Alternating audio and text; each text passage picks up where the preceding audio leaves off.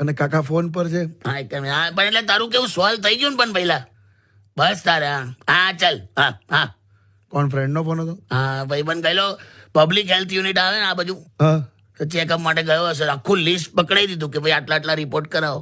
હા એ તો છે જ. હવે લુપ્ત થઈ ગઈ છે પ્રજાતિ, બધી બહુ લુપ્ત થઈ ગઈ છે. હા એકદમ હું થયું. એટલે પહેલા કેવી હતી બધી પ્રજાતિ? વોલેટમાં પેલું જે પાકીટ આવે ને, હા વોલેટમાં પ્રેમિકાનો ફોટો રાખતા હતા, એ પ્રજાતિ લુપ્ત થઈ ગઈ. કરેક્ટ કે પાછલા કિસ્સામાં કાંસકો રાખતા હતા, એ પ્રજાતિ પણ લુપ્ત થઈ ગઈ. કરેક્ટ. એવી જ રીતે અમુક ડોક્ટરની પ્રજાતિ પણ લુપ્ત થઈ ગઈ છે. એટલે કેવા ડોક્ટર? જે ખબર છે એવું કહેતા હતા આમ, જીભ બહાર કાઢો, હા અને જીભ જોઈને એવું કહી દેતા હતા કે શું બીમારી છે બોલ. હા કરેક્ટ. એ આખી ડોક્ટર વાળી પ્રજાતિ લુપ્ત થઈ ગઈ છે. હવે તો કઈક 15-20 રિપોર્ટ ના કરાવો ત્યાં સુધી જોતા જ નહીં લા. બધું રિપોર્ટ પર ડિપેન્ડન્ટ છે એમ. ત્યાં તમારા ભાઈબંધને શું થયું? તો હવે રિપોર્ટ આવશે પછી ખબર પડશે ને. હવે એકચ્યુઅલી હમણાં ગયો ત્યાં હા દવાખાના જે એક સેન્ટર બનાવ્યું છે મેડિકલનું, હા તો ત્યાં જઈને એડમિનિસ્ટ્રેશનમાં આ એવું બોલ્યો હા.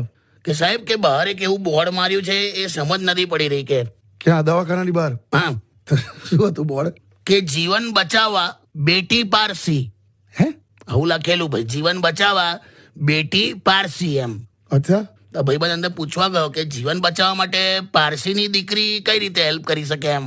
આવું પૂછ્યું? તો પણ એવું થયું ને, જીવન બચાવવા બેટી પારસી. હા પછી? તો પેલો છેક ઉભો થઈને બહાર જોવાયો કે આવું કયું બોર્ડ માર્યું અમે. પછી એને એની ભૂલ સ્વીકારી લા. કોણે? પેલા હોસ્પિટલ વાળા? હા શું હતું? એટલે જીવન બચાવ એ બેટી પારસી નતું, 2 ટીપા રસી એવું હતું.